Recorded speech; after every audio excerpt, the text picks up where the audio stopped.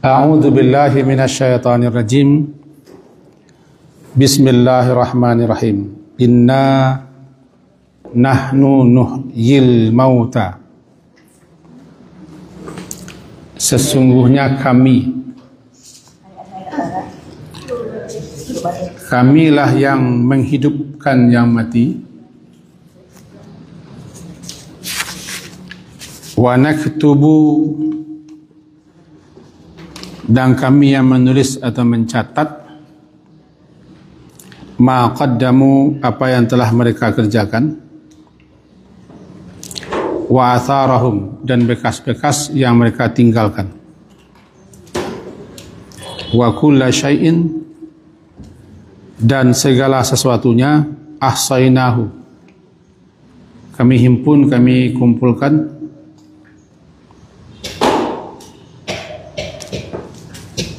fi imamin mubin, dalam kitab yang jelas di Lauh Mahfuz. Kita pahami dulu ayat ke-12.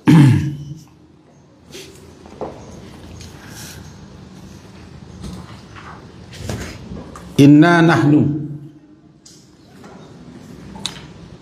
sesungguhnya kami. Allah berkami-kami, bukan berarti Allah banyak. Itu tanda menunjukkan kemuliaan, kebesaran, keagungan, bukan manden. Den. Kalau manusia berkami boleh, kalau banyak. Dan yang kedua, menunjukkan ada yang terlibat.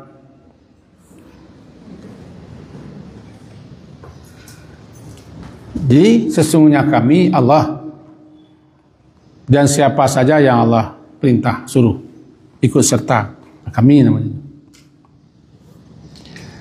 Kami yang nahnu nuhyil mauta, kami menghidupkan yang mati. Satu, wa naktubu ma qaddamu, kami mencatat, kami menulis apa yang mereka kerjakan atau perbuat. Maksud daripada nuhyil mauta adalah hidup kembali setelah mati. Hidupkan dua kali. Pagi tadi kita hidup balik, jago. Malam hari kita mati. Lalu diizinkan oleh Allah kita hidup kembali. Pertanda jatah masih lagi tinggal. Ajalun sampai. Orang tak akan mati bagailah doh kalau rezekinya masih lagi. Dan orang mau mati, rezekinya habis. Paling-paling kita dipecamih oleh setan. Digaduh-gaduh pikiran ke setan. Kenapa? Kan setan yang takut-takuti kita kan.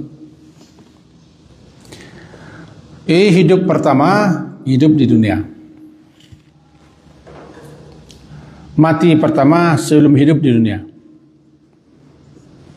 Karena kita dulu berada di alam yang lain. Belum ada dan belum wujud. Kemudian hidup kedua di akhirat, namanya berbangkit. Diawali dengan kematian. Penentu hidup di akhirat adalah hidup di dunia. Maka hendaklah kita sadari, ingat-ingat kita di dunia kumanga. Kami menghidupkan yang mati, dan naktubu, kami mencatat atau menulis ma qaddamu, apa yang telah mereka lakukan, kerjakan, dan bekas-bekasnya. A1 bekas. Lalu ulama-ulama menjelaskan Mukasui ma qaddamu. Pertama, kami menulis apa yang telah mereka perbuat di dunia, khair, kebaikan atau keburukan, atau kami mencatat, kami menulis yang baik-baik saja. Dan juga asarahum. Asarko maksudnya bekas, peninggalan. Disebutkan begini dalam sebuah hadis sahih bahwa ada kaum namanya kaum Banu Salamah berkeinginan pindah ke Dakik Musaji. Sekitar Musaji Nabi masih lapang, jadi mereka di jauh beringinan pindah sekeluarga besar ke situ.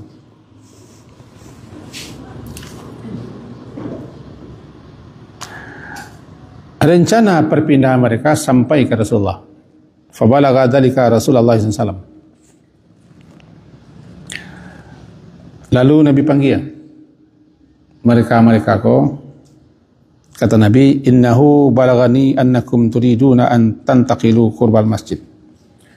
Sampai ke telinga hamba kalian berencana ke pindah ke Dakik Musaji. Ya Rasulullah.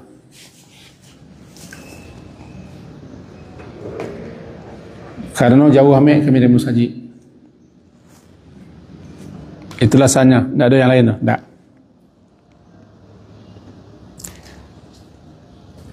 Kata Nabi, ya Bani Salamah, diyarakum, tetap selah kalian di tempat tinggal kini,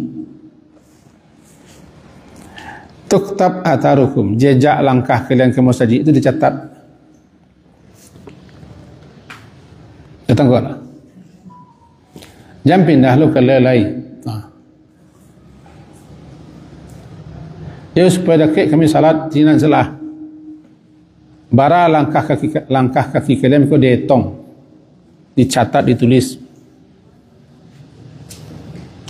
Langkah kaki pertama langkah penghapusan dosa. Langkah berikutnya menaikkan derajat. Kemudian langkah menambah pahala. Satu langkah tu dapat 3 kebaikan. Langkah pertama hapus dosa, dinaikkan tingkat derajat, kemudian dapat pahala. Dengan catatan berduduklah di rumah. Untuk itu makin jauh dari masjid, tapi ke masjid salat, pahalanya sekian. Tapi kalau jauh dari masjid, makin malik ke masjid, tidak salah jauh kakek salah. Aku namanya athar, jejak peninggalan. Setiap kita melangkah ada jejaknya. Bahkan kita bisa dikata tidak tahu jejak oleh. Antara kamamiang, antara kamasin, jajak buat tinggal-tinggal. Tapi ingat, semua jejak-jejak itu ditulis oleh malaikat. Jangan dianggap jejak itu tidak tercatat. Makna isiko bahwa apa yang telah dikerjakan kalian perbuat, kami catat, kami tulis amalan-amalannya. Dan peninggalan-peninggalan kalian pun tetap dicatat. Disitulah hebatnya orang meninggalkan sesuatu yang baik, lalu dilanjutkan orang. Ini akan terus dapat pahala. Namun jejak. Makanya dikatakan al-fadlu lil mubtadi. Karunia, keutamaan itu dimiliki oleh para perintis. In ahsanal muqtadik, meskipun yang melanjutkan lebih hebat, tapi tetap pahala pertama merintis. Tertengok tak? Sebut orang merintis, awak cuma melanjutkan. Beda tu. Nak melanjutkan kenalah kongkang sana sini.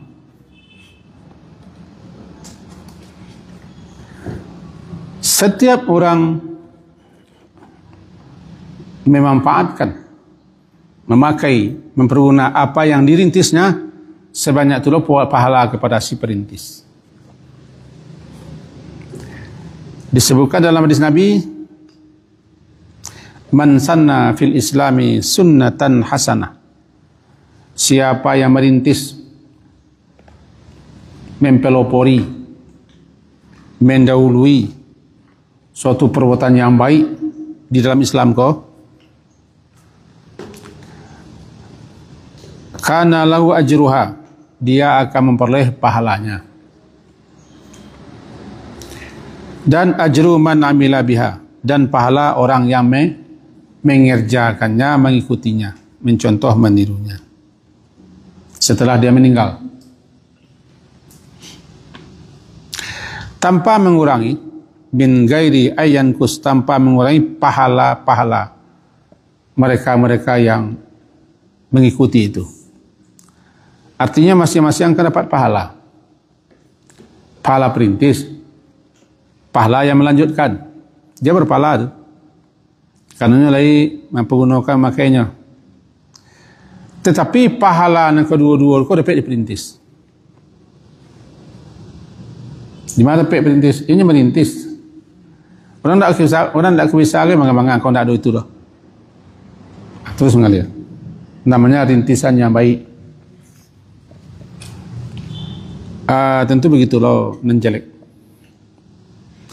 Man sanna fil islami sunnatan sayyi'atan, siapa yang merintis, yang mempelopori, yang memulai di dalam Islam kau suatu kejahatan, kana alaihi wizruha, dia menanggung beban dosanya, wa wizru man amila biha, dan juga dia akan menanggung dosa orang setelahnya yang melanjutkannya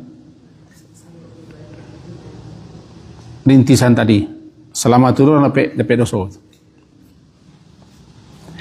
Itu berbahagialah orang yang ada meninggalkan rintisan-rintisan. Apakah itu wakaf, bangun masjid, bangun panti, membuat WC, dan segala macam. Ditinggalkan itu semua, nyola mati, tapi orang memakai. Pak kini aku kan memakai kau. Masjid orang tiga boleh. Bapalo kita kalau niat kita bayar. Tapi perintis dapat. Dapatnya. Karena orang bisa begitu dek rintisannya. Ikon namanya memperpanjang amal setelah mati.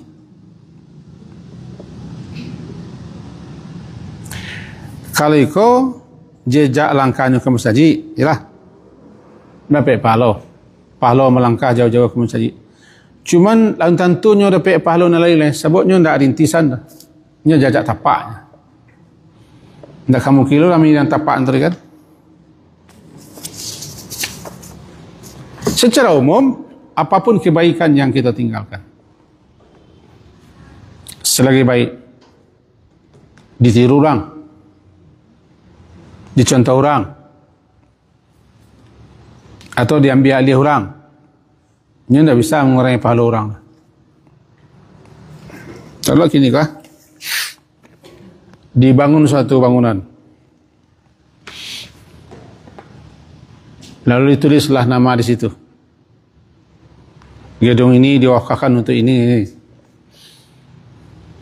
Lalu dia membangunnya habis, entah habis entah dihabisi. Kemudian orang selanjutnya menipu, tu dilipu api. Tapi ingat, tulisan tapuh itu tidak menghilangkan pahala. Walaupun namanya cantum sinan. Misal cantum nama. Yang petang bangun Pak Z, kini yang bangun Pak Badu. Pak Badu lah. Nampak Badu ko berdosa. Nyolah mengklaim orang lain. Untuk itu di kita saja rintisan yang kita tinggalkan. Tinggalkanlah yang elok. Nak rancak, nak dipakai, nak digunakan, dimanfaatkan orang banyak. Sehingga setiap orang lain berbuat, kita dapat.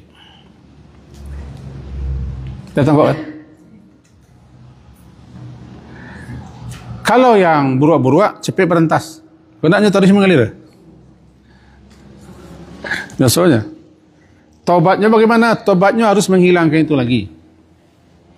Sebabnya merintis. Atau nya sampaikan orang banyak. Kerana jawab dulu kau nak batuan aku. Dosa awak, bagaimana, begini, bagaimana. Biar kami tanggung dosa nya orang lain. Anda ucap percaya.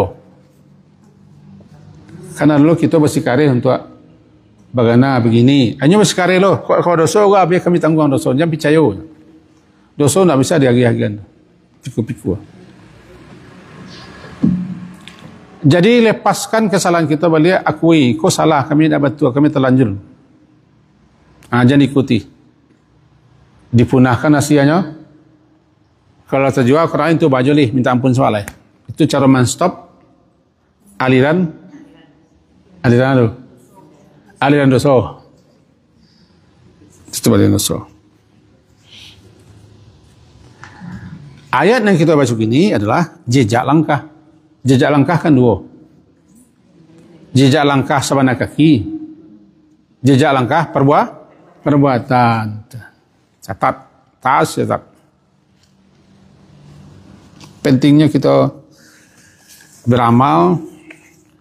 Di samping itu, hendaklah kita melakukan sesuatu yang bisa lo dipakai orang setelah kita meninggal. Kecewa tadi kan memperpanjang amal. Kita tahu kan? Bagi orang tua-tua nampitin sakambui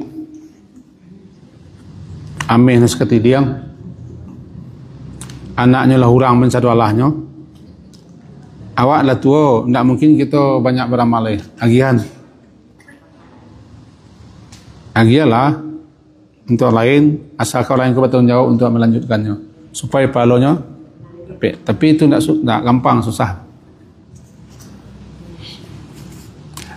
Awal tua pensiun dapat anak lah kadang-kadang malah anak coba kirim ya icali angok ala sasak ke bawah alape melah kelepehan karena sesudah itu tidak bisa beramal lagi. Biarlah orang beramal tapi pahalanya bisa datang kau lah. Kau tidak nak bagi nombor-nombor kau nombor itu. Kan itu kamera buah.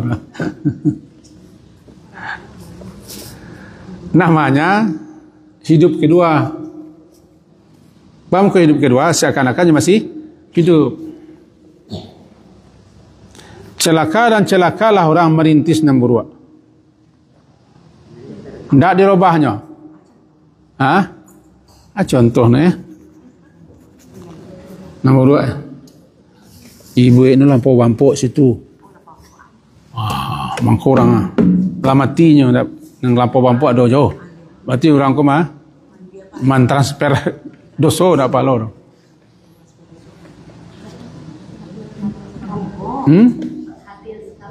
Ya, Qabil-Habil ya.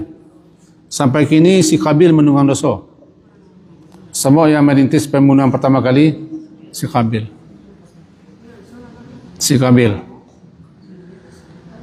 Deiko masalah-masalah keyakinan keimanan tentu yo iman yo menerimanya. Kecek ambo pendapat ambo ado nak nu tinggal di awak ko dipakai dimanfaatkan dipergunakan orang. Awak pai. Jadi setiap kata kita dapat aliran dana. Wa kullu syai'in, kita sambung, dan segala sesuatunya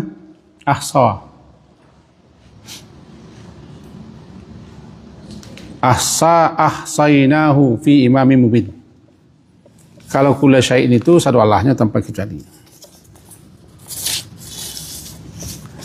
An ahsa, ayat dia boleh. Kami himpun, kami kumpulkan, kami jaga, kami pelihara. Dianya tercatat, tertulis fi imamin mubin. Imam itu kitab yang terang, kitab yang jelas adanya. Artinya dokumentasinya langkok, file-filenya lagi. Itu kalau kita beramal demi Allah untuk Allah, jangan jamehnya tersimpan. Pentingnya kita beramal, berbuat, mengharap ridha Allahnya, langsung catat. Nanti di akhirat dipamerkan saja. Tentu sebaliknya, nombor berbuat, walaupun oranglah melupakannya, tapi tetap ada catatannya. Karena segala sesuatunya sudah kami tulis, kami catat di kitab yang nyata, Lauh Mahfuz, didokumentasikan di situ. Kalau lah mati kita, catatan ditutup. Nanan cancak, nenek lelok, nenek bayak, di iliyin. Wama adraka ma iliyun, kitabun marqum. Kemudian nombor burak di sijjin. Ada ulama yang menjelaskan di lapis yang ketujuh bumi. Wallahu alam. Nah, catatan-catatan itu semuanya terpelihara, terjaga, rapi. Tidak itu kuat, tidak dikurangi, rapi.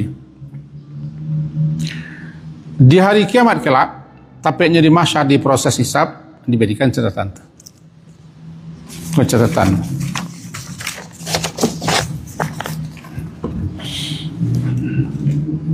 Kemudian diberikan kepada si pelakunya.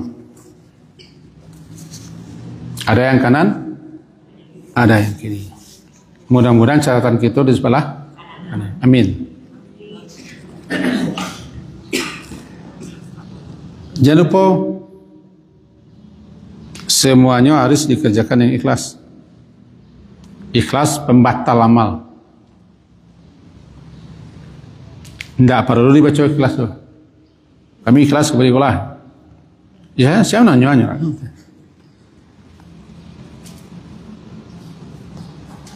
Lalu kemudian malaikat-malaikat yang bertugas mendampingi kita, termasuk mencatat, hanya nanti jadi saksi di akhirat.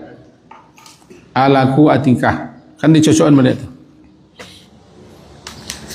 Kira-kira itu inti ayat yang kedua balik. Kita terus masuk ayat balik. Wadarib lahum mathalan ashabal qaryah. Setelah ayat dia menyebutkan kisah-kisah orang musyrikin, orang-orang terdahulu, maka kini diiringi wadrib lahum matalan ashaba qaryah. Berikan perumpamaan dan contoh kepada mereka yaitu penduduk satu negeri ketika utusan-utusan datang kepada mereka. Benar. Kata para ahli sejarah, ada 3 orang rasul yang diutus ke negeri Antakiyah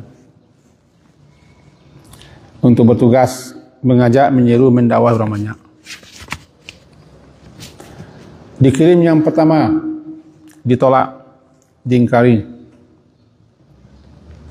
ditentang utusan itu. Dikirim yang ketiga, Lebih menguatkan lagi. Tetap penduduk negeri itu menolak, melawan, memusuhi. Apa yang terjadi ketika mereka menolak? Sudah lama-lama negeri mereka dipunahkan.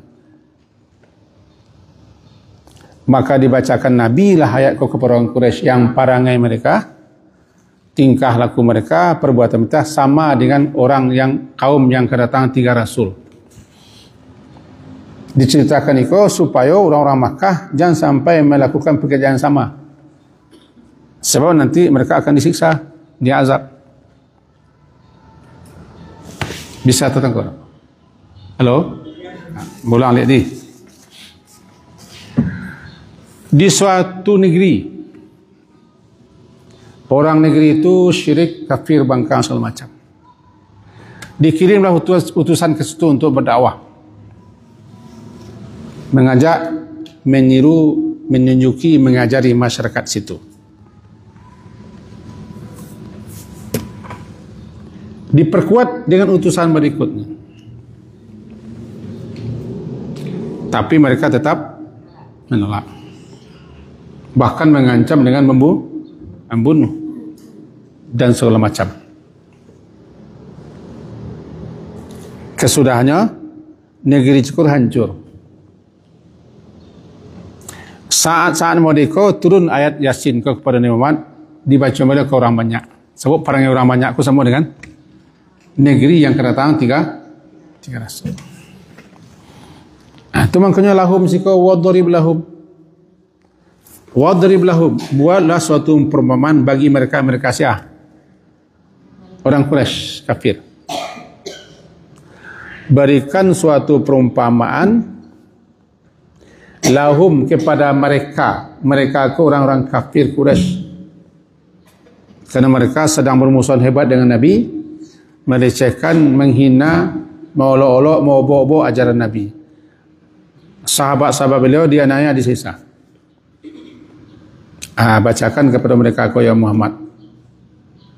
Takkan setentangan penduduk suatu negeri, ashabal qaryah, irja'ahal mursalun, ketika datang kepada penduduk negeri itu rasul-rasul yang diutus. Secara tidak langsung Nabi mengatakan mirip saya dengan itu. Nabi Muhammad diutus oleh Allah untuk penduduk Makkah. 3 orang rasul itu diutus oleh Allah untuk penduduk Antakiyah. Sama-sama utusan. Kalau kalian menolak, mengingkari, menentang, memusuhi, nanti sama nasib kalian nanti ya penduduk Antakiyah itu.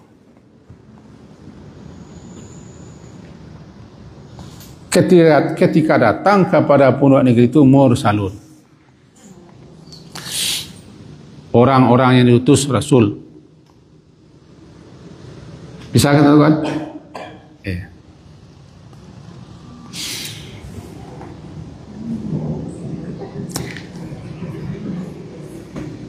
Id arsalna ilaihim, yakni ketika kami mengutus, kami mengirim kepada mereka itsnaini, 2 orang dulu. Sama dengan Nabi Musa kan, Musa dan Harun, 2 orang itsnaini. Tapi mereka penduduk negeri itu buru-buru mendustakan, menolak. Fakadzabuhuma. Tapi kita bayangkan, baik ke masyarakat, menjalihan menerangan, bahasa kalilah salah kaprah, dan ikonan Tuhan atau Tuhan penguasa alam, pasti didemo, dicaci, dimaki. Karena 2 utusan Allah kau masuk ke negeri itu, memperingatkan mereka. Hobinya, perangainya, tabiatnya, kebiasaan itu yang ditentang. Maka diancamlah Rasul yang utus. Tapi kemudian Allah menguatkan dengan utusan ketiga, fa'azzazna, maka kami kuatkan utusan yang 2 orang tadi dengan utusan yang ketiga. Lalu ketiga-tiganya bilang, faqalu, inna ilaikum mursalun. Mereka berkata, kami ko datang kepada kalian sebagai utusan. Utusan yang akan menyeru, mengajak, mendakwa kalian meninggalkan penyembahan kepada selain Allah.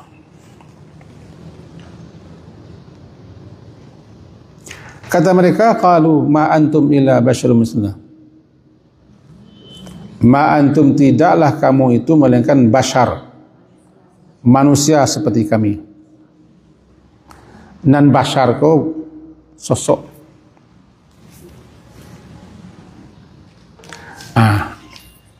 Katanya, engkau samanya kami, sama-sama orang. Ada kelebihan, bashar. Lalu mengakulah engkau, kalian menjadi rasul. Awak sesama saja. Bahkan ada di bawah mereka. Wa ma anzal rahman. Lalu mereka bentak. Dan tidaklah Allah yang Rahman menurunkan sesuatu apapun juga. In antum illa takzibun, kalian ke berutut. Kalian mendustakan kebenaran. Nampaknya si kau kaji ke petang, Yasin kau memang untuk dipelajari itu. Isinya mengajak orang ke tauhid, mengajak orang menyembah kepada Allah, mengingatkan adanya kehidupan akhirat, bahawa pahala-pahala kebaikan itu akan dicatat. Tak ketahui orang macam Yasin kau kalau tak pernah belajar gitu. Isinya tentang itu benar. Sementara sebagian kita hanya asyik untuk membaca, mewiridkan. Isi tengah isi. Yang agak susah, mengajak orang ko. Sebab yang ada di benaknya pahala. Baca Yasin hari itu jam sekian, pahala sekian, pahala sekian, pahala sekian. Tak ada tergerak hatinya untuk mengetahui apa isinya. Kalau tak baca kah? Isinya nak cakap Allah menghidupkan yang sudah mati. Dan Allah memerintahkan mereka untuk mencatat maqad apa yang telah mereka lakukan dan juga mencatat apa rintisan yang mereka tinggalkan. Berarti kalau kalian ingin ditulis, kan itu ya? Ingin tulis, ingin dicatat. Walaupunlah mati, saya akan hidup atau memperpanjang amalan, aku kerajaan.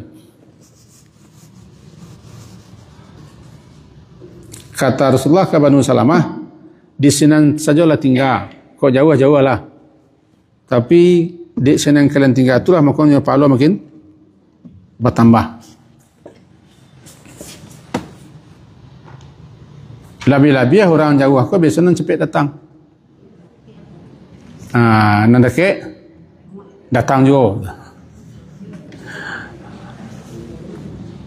Rasanya mantul. Nampak yang dulu datang jauh. Nak ya wak kali siku ojo. Yang terbaik itu adalah jangan kita mengikuti langkah orang. Tapi langkah awak nan dia. Lah dua orang mau saji mah berarti meniru awak. Pak jalan. Orang lah kamu saji lah. Nampak jalan. Hanya mendului awak. Hadis yang kita baca cakap man sanna sunnatan hasanatan begini. Ringkas. Ketika Nabi asyik duduk bersama sahabat. Tiba-tiba datang beberapa orang yang keadaannya sangat nelansa, terenyuh, pakaiannya semrawutan. Dia namanya orang Arab Badawi. Arab Badawi itu orang rimbo, dapat orang rimbo. Kalau dia aja Arab gurun, tinggal di lereng-lereng gurun. Sampai kini masih ada banyak tu. Datang ke kota, tampilan mereka kasar, kusut, kumal, berdekil, bau, pakaian seadaan saja. Lalu Nabi mengatakan kepada sahabat, bantulah dia. Tenang sini lembur, minta kari membantu. Tiba-tiba ada seorang yang tampil membawa ameh kepada Rasulullah. Lalu kau datang orang, bawa korma, bawa ikut. Dia inyo naman dahului. Jadilah kita sebagai pendahulu supaya orang menjeriak. Bila masuk sama ketua mah tu gaib lah keseruannya.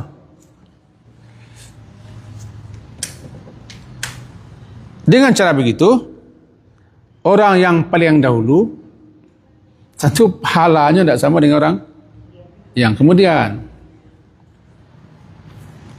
Jajak wako nak ada yang mengiringi, meniru, mencontoh. Dan banggalah kita nanti di alam barzakh. Kita terus mendapat aliran pahala. Itu. Sampailah ayat kepada contoh kebangkang, keingkaran, pendustaan yang dilakukan oleh orang Quraisy kepada Nabi Muhammad. Wadrib lahum, bikilah suatu perumpamaan untuk mereka kau. Perumpamaan. Kamu apa ya? Bikilah untuk orang Quraisy kau suatu contoh apa yang telah dialami oleh kaum terdahulu. Tidak ubahnya mereka tu sama perangannya kalian, akibat menentang, akibat durhaka, akibat tidak menerima. Tunjuk ayat kata wadrib lahum matan ashabal qaryah iz ja'ahum mursalun. Ketika kami mengutus kepada mereka 2 orang, lalu kami kokohkan dengan ketiga-tiganya berkata, kami ko rasul. Jawaban mereka, tidaklah kalian itu laki-laki sama dengan kami. Dan Allah pun tidak menurunkan sesuatu pun. Kalian pembohong semua. Aku nak risiko. Tidak ada seorang rasul yang Allah utus yang disambut dengan gembira. Itu penceramaan. Diundang dari Jakarta, datang ke masjid, tak boleh kabar. Itu disambut orang. Rasul tak ada disambut orang. Bahkan dia olok-olok, kita cek, maki. Tidak boleh kita samakan dakwah kita dengan Rasul.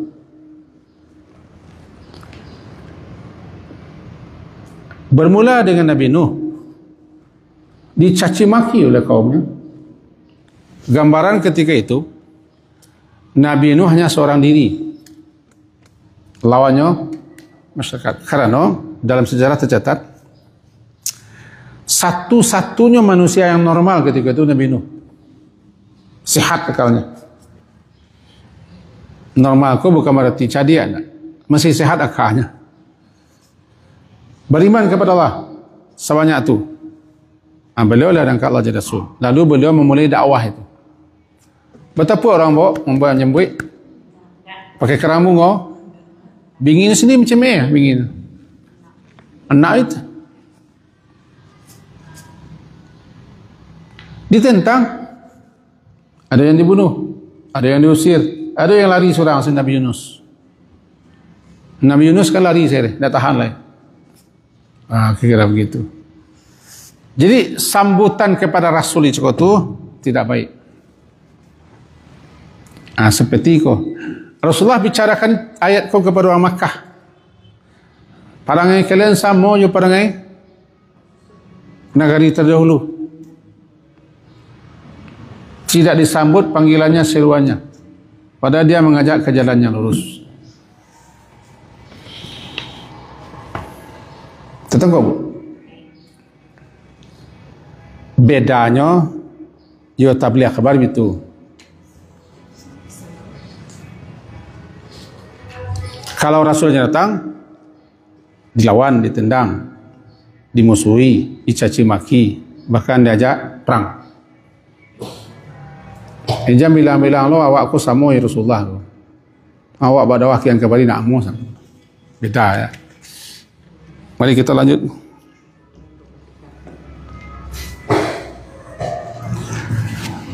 ma antum illa basyarum misluna. 5 balik. Orang ko memandang fisik, memandang bantuan. Siang kecekan engkau sama yo kami manusia, nak ada kelebihan apa? Makan minum sama yo kami. Kalau kan Nabi Muhammad kecaan, aduh kalau memang Tuhan akan mengutus Rasul, tentu Tuhan akan memilih tokoh-tokoh di Makkah kok. Ada 2 tokoh yang terkenal di Makkah itu. Sepantasnya 2 tokoh waktu yang akan menjadi Rasul. Dan engkau dia Muhammad. Kalau engkau Rasul.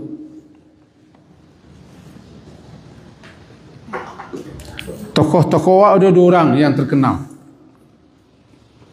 Banyak pengikut, banyak anak buah, kekayaan luar biasa. Itu yang pantasnya jadi Rasul engkau. Itu tantangan pertama. Bukan laki-laki, kami laki-laki, tak beda. Orang kau ya adalah orang yang menilai fisik.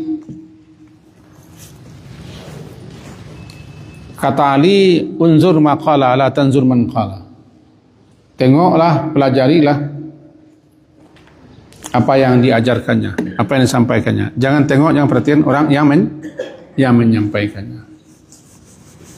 Sulit itu. Kecuali orang-orang tertentu yang tak sulit baginya. Menilai orang. Nah lebih parah seketik.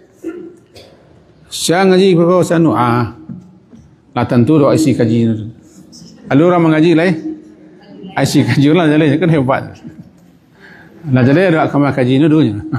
Ayat patah mengenai datang. Jadi kita menggambarkan di ayat kau itulah perjuangan para rasul-rasul ke negeri. Umatnya menuduh tukang karang, pendusta, gilo, lalu dikuannya bantu awak zaman sinan makan siko makan lo kelebihan sinan. Namanya basyarum samua masuk mislah. Yang kedua bantah mereka ma anzalallah.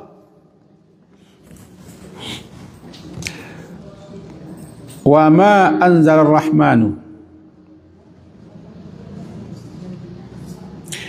Dan Allah yang Maha Pengasih tidak menurunkan Anzal Rahman wa ma dan tidaklah menurunkan Allah yang Rahman sesuatu pun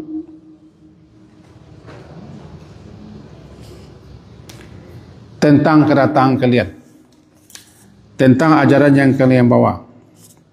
Kalau yo ke dalam surah lain ketemu kalau yo kalian utusannya pasti malaikat ada datang ke dunia aku bagi tahu kepada kami. Pasti ada bukti, ada tandanya. Bahawa engkau mengklaim saja menjadi nabi, menjadi rasul. Tidak ada kami dapat berita. Artinya mereka menghendaki datanglah utusan lain mengecekkan orangku rasul atau turun mana Allah atau turun malaikat untuk menyatakan bahawa kau adalah rasul.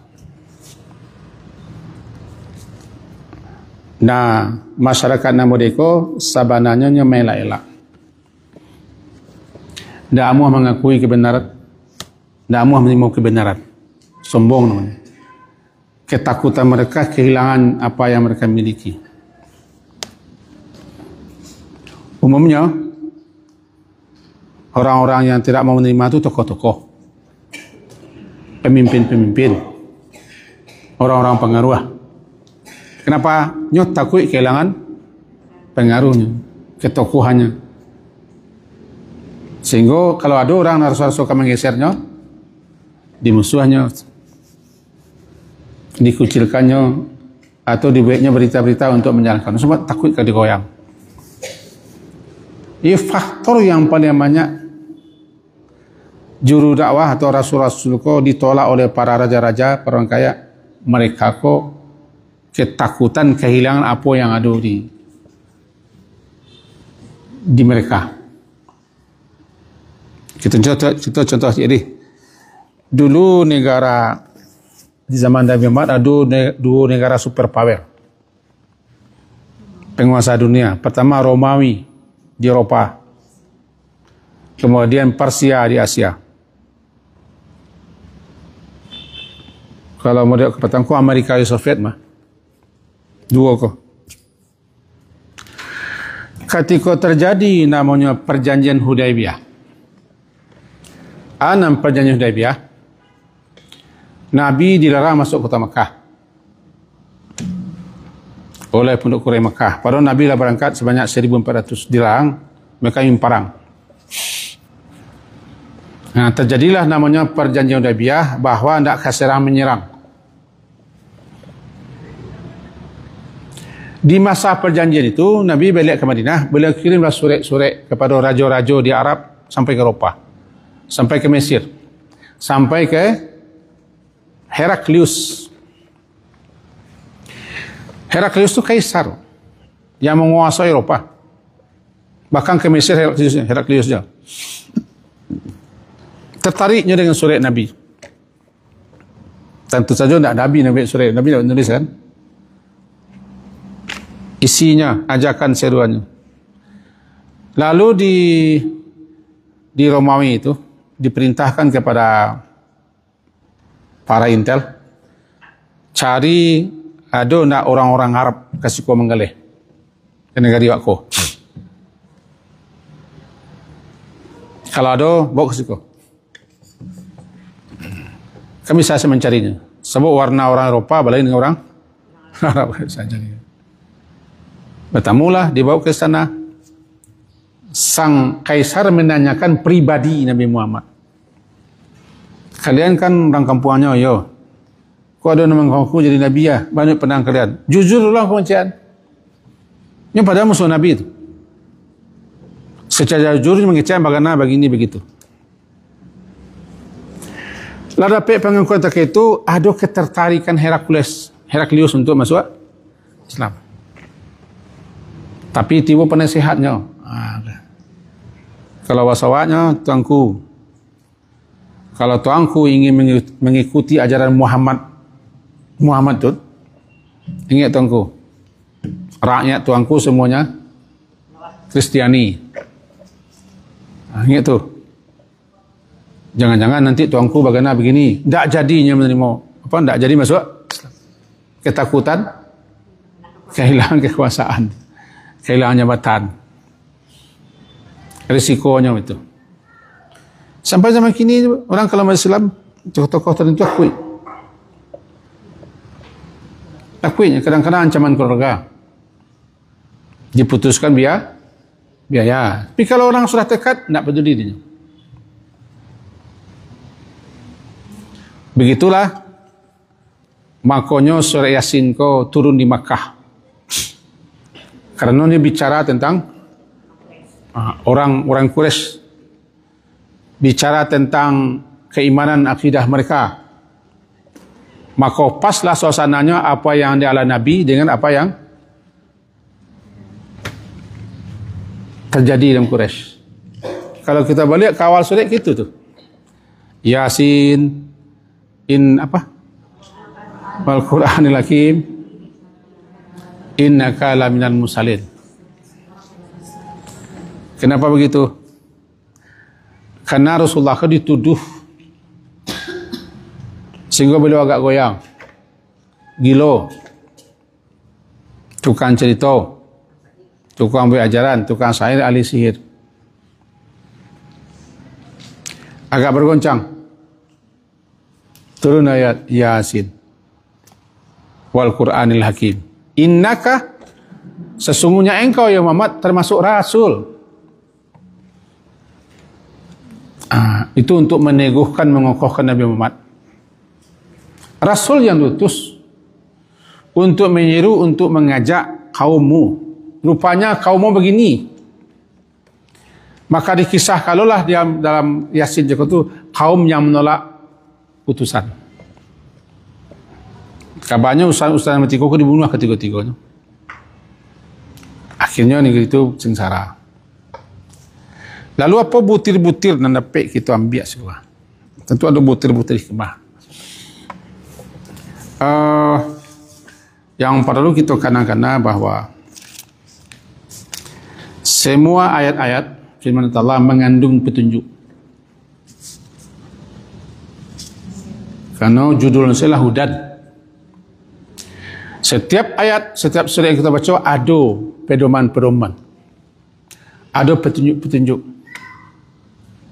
Ada ajaran-ajaran, ada nasihat-nasihat untuk kita. Maka oleh sebab itu penting kita membaca Quran itu bukan hanya sekadar mencapai target semalam berapa? Salaman. Itu iya. Cuman jangan sampai terfokus hanya sekadar pahala. Wa innama likulli imri'in ma nawa. Setiap orang akan mendapat sesuai dengan niatnya. Kalau niat pahala dapat.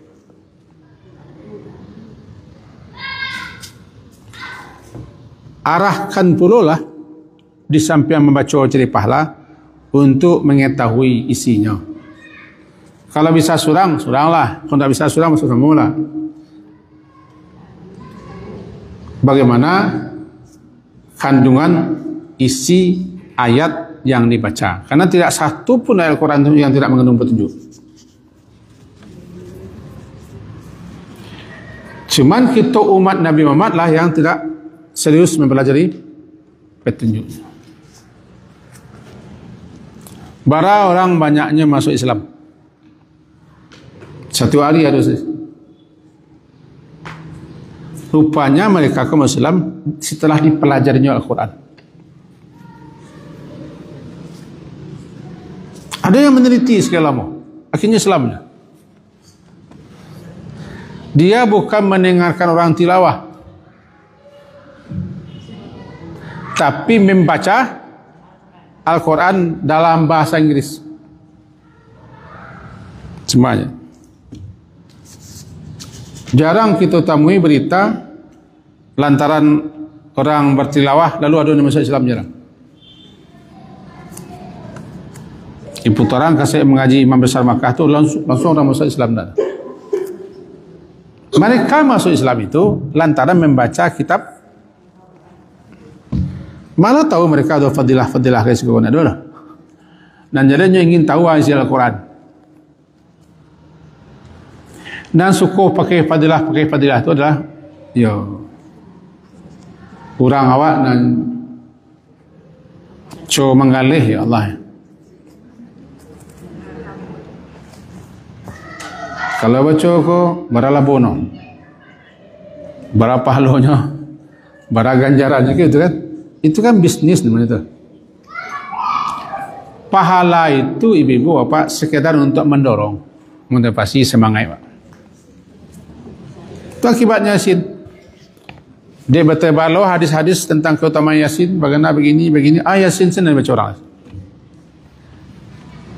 Maka terciptalah namanya wirid Yasin. Kenapa? Karena banyak hadis-hadis yang menjadikan tentang keutamaan Yasin, walaupun banyak pula yang palsu dan lemah. Tapi orang tak peduli, bangun tak peduli orang, sebabnya wadang pahalanya kah. 100 sampai balik surek yang terpilih cuma satu, Yasin. Nah lain kama.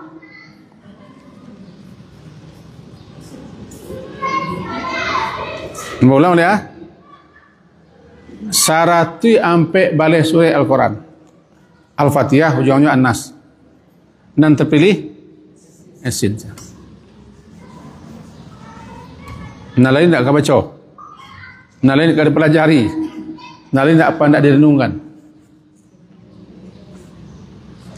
Makanya kita katakan kita cakap adalah bahawa jangan kita membaca Quran tu hanya untuk apa lo. Sekali-sekali niatkanlah untuk mencari petunjuknya, keterangannya, penjelasan. Aman tu, contohnya tentunya. Nah, kita balik ke sekolah.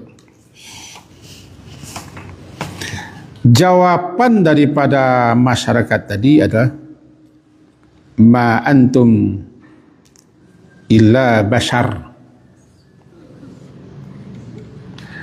Nabi Muhammad juga bilang begitu di akhir surat Kahfi. Qul innama ana basharum mislukum yuha ilai. Awakku sama-sama manusia, sakampuang lah bah. Sakampuang lah kan. Nah beda akhir surat Kahfi itu. Cuman yuha ilai. Aku diberi wahyu.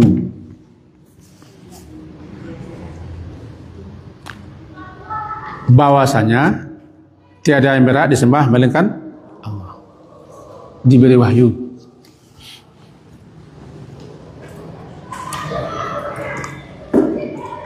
Wa ma anzala ar-rahmanu min syai'.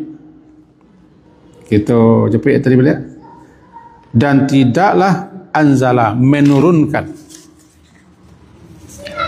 Allah yang Maha Pengasih min syai' sesuatu pun.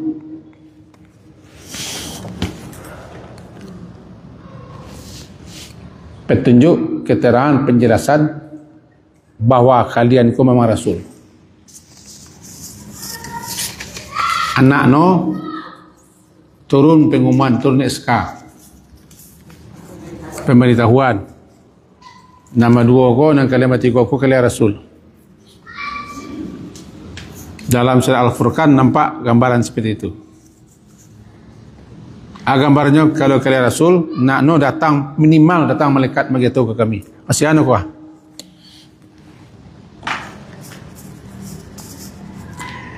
Memang sulit bagaimana? Sulit menerima isi karena kita lebih terpengaruh dengan tampan.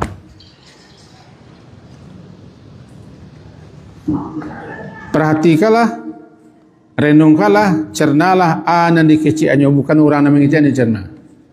Sulit mengamalkannya, tapi harus begitu tampilannya. In antum illa taksibun. Tidaklah antum kamu semua melainkan Allah tukar illa takzibun, orang-orang mendustakan atau berdusta. Pernah kita sampaikan dulu tentang tukazibun dengan takzibun. Kalau pakai tasydid bunyinya tukazibun. Jika tidak pakai tasydid bunyinya takzibun. Bedanya.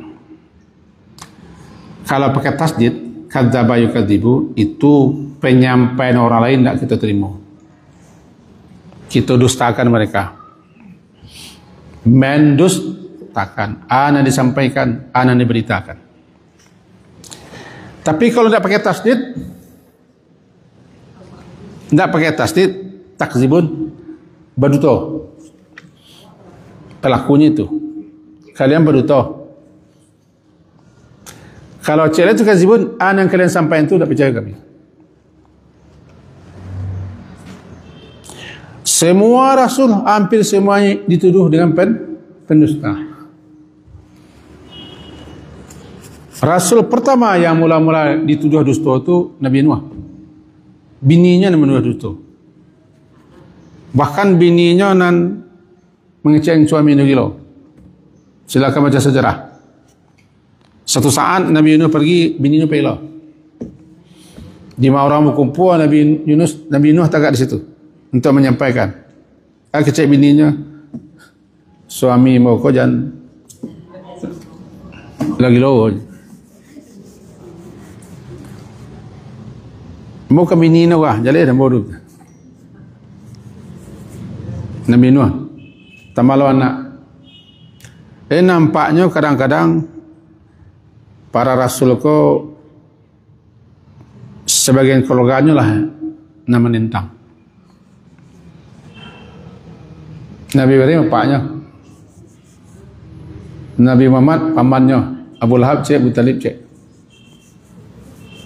Itu menentang.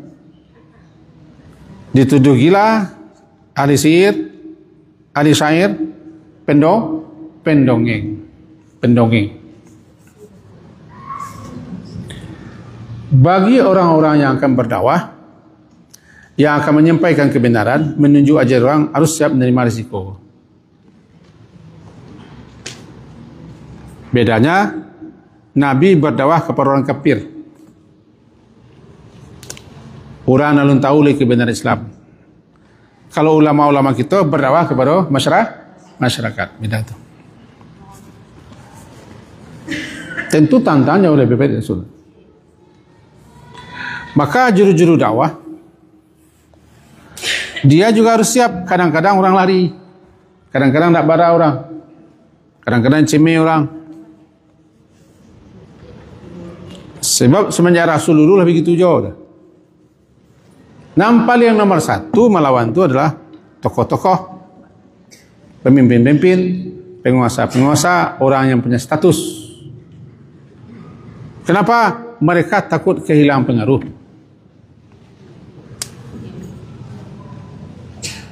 Atau takut digoyang. Takut nanti ditinggalkan orang banyak. Itulah Yahudi. Menyimpang kita sekena. Bahasa masyarakat kaum Yahudi mulai terpengaruh dengan apa yang disampaikan Nabi. Tapi kemudian mereka mengadu kepada pendeta-pendetanya, menyatakan, aduh nama aku jadi Rasul. Nah, di kitab awak kan dulu ada lo tertulis akan datang Rasul Nabi akhir zaman. Kau ciri. Para tokoh agama Yahudi itu rapik barawa tu. Nampak ciri-ciri Nabi Muhammad kau ya Rasul. Mereka akui itu. Tapi kalau kita jawab ke orang banyak, bawa. Kita tahu kau cerita tak? Rapik mereka. Kalau kita yuan, kau memang Rasul cocok dengan kitab Taurat, tersingkir tak? Nanti orang beralih di sana.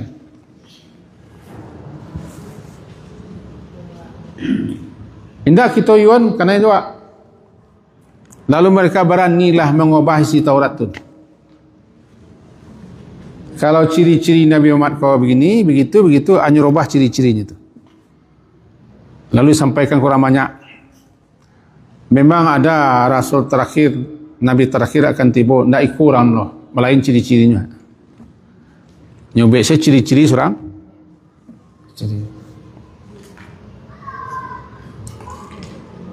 Kenapa itu mereka lakukan? Kehilangan kedudukan, status pengikut. Yang terbayang di benak mereka tentu orang bodoh-bodoh mengikuti Muhammad. Makanya kita katakan tadi, yang mulu-mulu yang paling banyak menentang ke orang-orang itu. Dan itu memang la tabiat asli manusia. Nah, supaya yang jauhnya kita melalak, kita buat kesimpulannya. Kesimpulan semenjak Cekoh. 6 pertama, kesimpulan kajiwa bahwa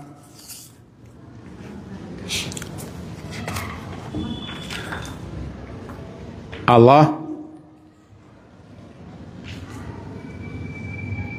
yang maha hidup akan menghidupkan kembali yang sudah mati.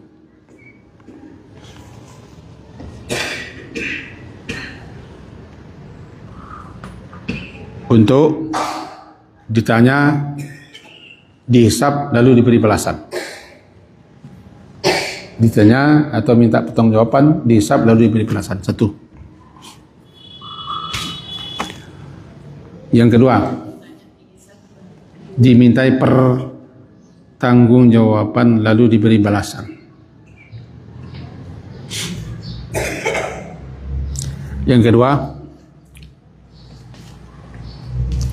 apapun yang kita lakukan, kita kerjakan dan kita ucapkan pasti tercatat. Apapun yang kita perbuat atau yang kita kerjakan, semuanya pasti tercatat, tidak ada yang luput. Dua,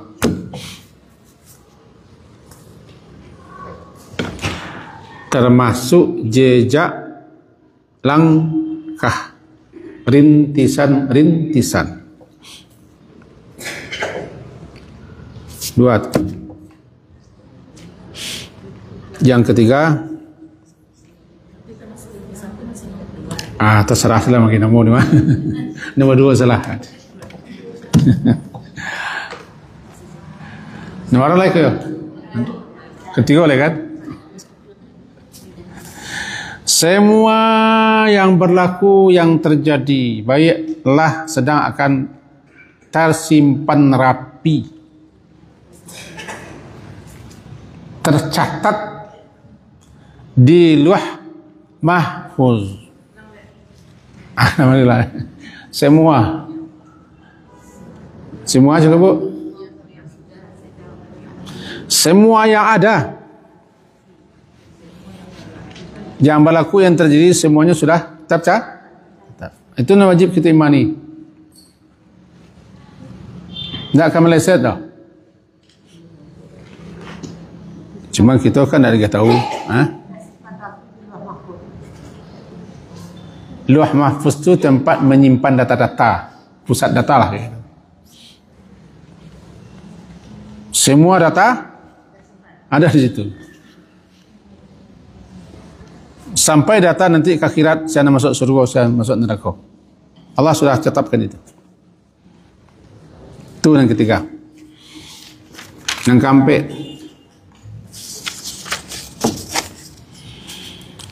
terkadang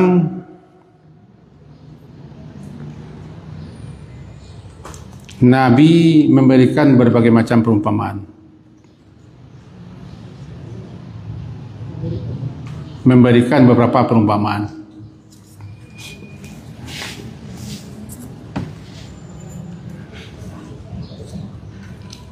yang telah terjadi di masa lalu untuk menjadi i'tibar, pelajaran berharga. Ya, nah terjadi agar dapat diambil i'tibarnya. Seperti surat Yasin ayat 13, wadrib lahum mathalah. Yang ketujuh, yang kelima,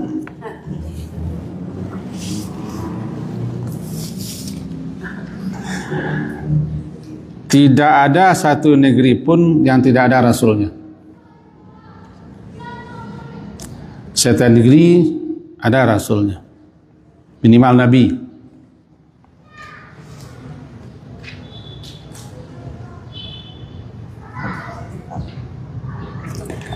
Cuma yang tercantum namanya 25 dalam Quran. Itu pun Nabi dan Rasul itu.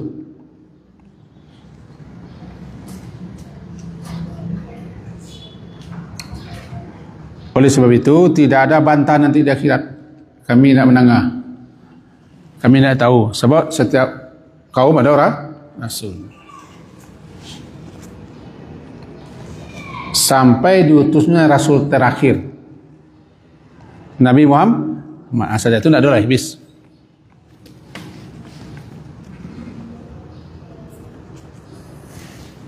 Yang 6,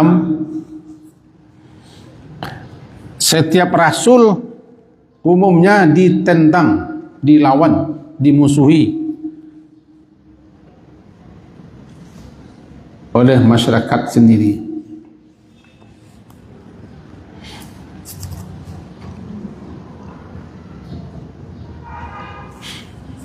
Setiap rasul pada umumnya ditentang oleh kaumnya sendiri, lebih-lebih para tokoh